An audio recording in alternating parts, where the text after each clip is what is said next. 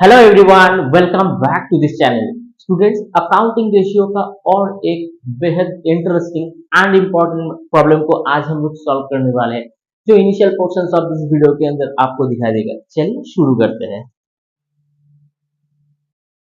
Students, a business has a current ratio 3:1. Its net working capitals are 4 lakhs and the stock's valuations is 2,50,000. Calculate quick ratio. चलिए इसको हम लोग calculate करते हैं। Students, पहले से ही हम लोग यहाँ पे राइट डाउन करी कि हमें एग्जैक्ट में करना क्या है।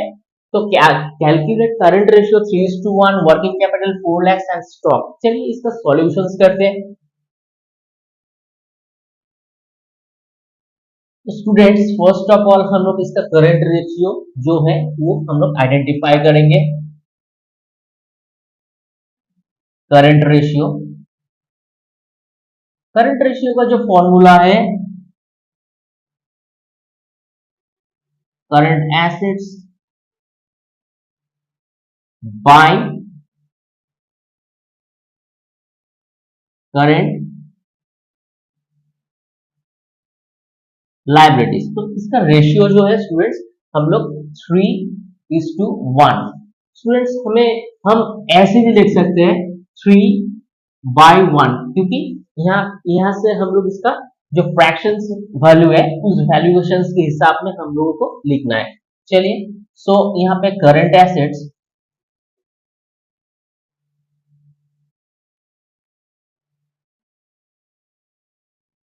Equal to 3 into current liabilities. इसको हम लोग इक्वेशंस नंबर 1 मान लेते हैं। चलिए नेक्स्ट स्टेप में again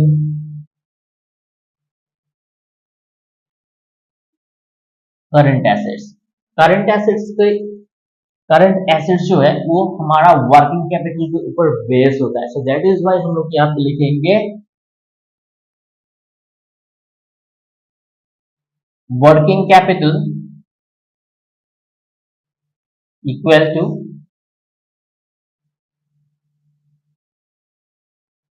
current assets minus current liabilities. अब वर्किंग कैपिटल का जो यहाँ पे वैल्यूएशन है वो है 4 लाख। ठीक है, 4 lakh equal to current assets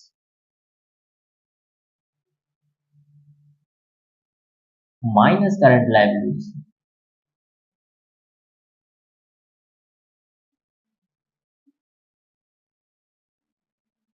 ठीक है, तो स्टूडेंट्स यहाँ पे जो हमारा करंट एसेट्स है, हम लोग जो बेस यहाँ पे बनाए थे करंट एसेट्स का जो वैल्यूएशन है equal to 3 into current liabilities होता है। ठीक है, as per the side change और क्रॉस मल्टीप्लिकेशन सिस्टम्स के अनुसार current assets equal to 3 into current liabilities होता है।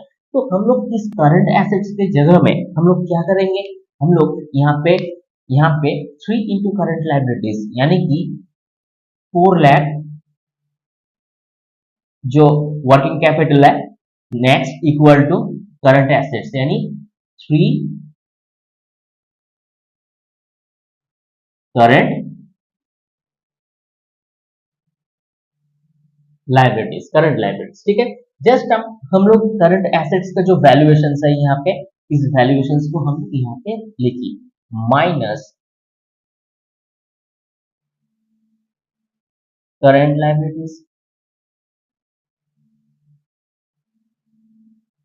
ठीक है, तो स्टूडेंट्स ये हमारा इक्वेशन नंबर 2 बनता है। ठीक है,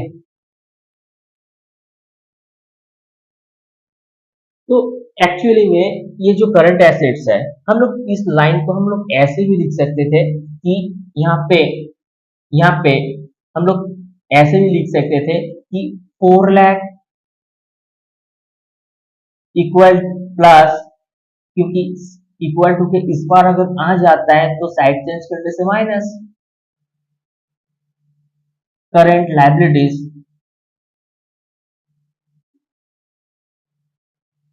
इक्वल टू करंट एसेट्स।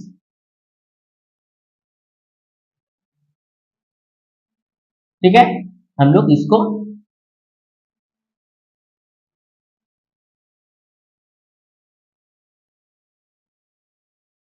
मिटा देंगे। तो स्टूडेंट समझ में आया? एक्चुअली में हमें करंट एसेट्स का जो वैल्यूएशन है उसके साथ हमें डील करना है, तो इसको हम लोग इक्वेशन नंबर 2 बोल सकते हैं। ठीक है, यानी कि हम लोग इसको साइड चेंज करेंगे। अब करंट एसेट्स, अब हम लोग क्या करेंगे, करंट एसेट्स का वैल्यूएशन सीखेंगे। तो ये हमारे सीखने के लिए यानी हमारे समझ के लिए ये सही रहेगा। यानी अब हम लोग क्या करेंगे, करंट एसेट्स की जगह में 3 इंटू करंट लाइबिलिटीज लिख देंगे। चलिए, तो 4 लाख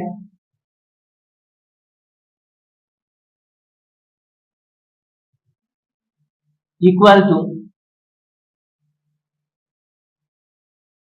करंट लाइबिलिटीज माइनस, क्योंकि ये साइड चेंज होगा,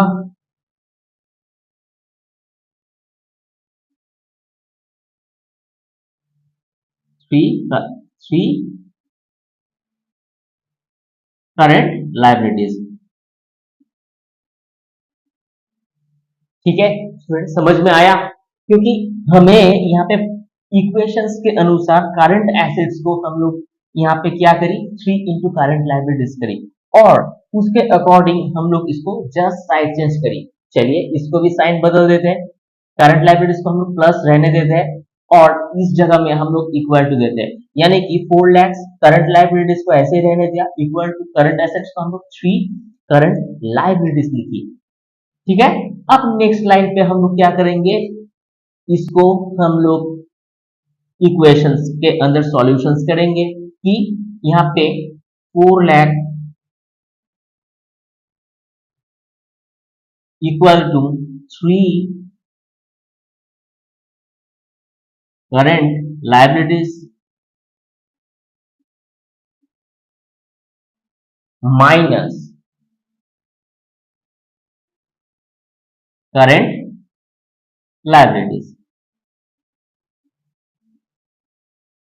ठीक है, इक्वल टू, हम लोग अगर इसको घटा देंगे सो यहाँ पे 2 current liabilities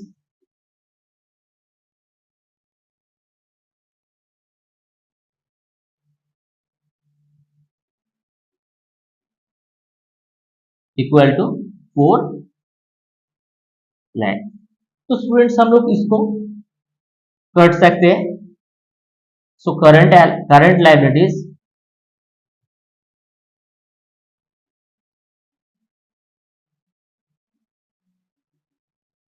equal to 2 lakh. तो हमारा फर्स्ट जो हमारे पास करंट लाइबिलिटीज था वो करंट लाइबिलिटीज हम लोग आइडेंटिफाई करें। अब हमें जो करंट एसेट्स है उसका वैल्यूएशन निकालना है। नाउ करंट एसेट्स, तो स्टूडेंट्स करंट एसेट्स का वैल्यूएशन क्या होता है, current assets equal to 3 into current liabilities. So students हमारे पास यहाँ पे 2 lakhs का जो करंट लाइबिलिटीज का वैल्यूएशन आया है, सो इसको हम लोग 3 मल्टीपल कर देंगे। So current assets equal to 3 into 2 lakhs। So हमारे पास यहाँ पे 6 लाख ये हो जाता है करंट एसेट्स का वैल्यूएशन। तो स्टूडेंट्स हमारे पास दो रिक्वायरमेंट है, एक है करंट लाइबिलिटीज, ठीक है, और एक है करंट एसेट्स। इस दोनों वैल्यूएशंस को हम लोग आइडेंटिफाई करें। अब हमारे को यहाँ पे कैलकुलेशंस ऑफ क्विक रेशियो करना है। अगर कैलकुलेशंस ऑफ क्विक रेशियो करना है तो हम लोग यहाँ पे राइट डाउन करेंगे कि therefore quick ratio, quick ratio का यहाँ पे जो फॉर्मूला होता है, current assets minus stock by current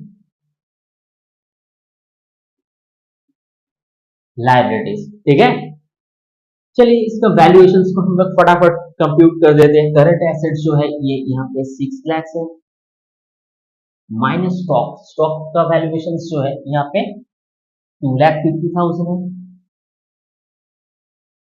minus current liabilities, current liabilities का वैल्यूएशन तो स्टूडेंट्स हमारे पास है यहाँ पे 2 लाख। तो यहाँ पे हमारा जो यहाँ पे बैलेंस होगा वो 3,50,000 बाई 2 लाख। ठीक है, चलिए एक बार इसको डिवाइड कर देते हैं।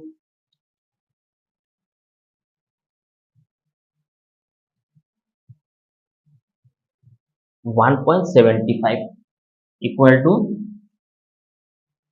1.75, तो यहाँ पे 1.75 यहाँ पे आता है। सो स्टूडेंट्स हम लोग यहाँ पे लिख सकते हैं thereafter therefore quick ratio equal to 1.75 is to 1, अब इसको आंसर बोल सकते हैं। ठीक है, चलिए आप इसका स्क्रीनशॉट ले लो। ओके स्टूडेंट्स, ये बेहद ही इंपॉर्टेंट है, सेवरल ईयर्स के अंदर इसको पूछे जाते हैं।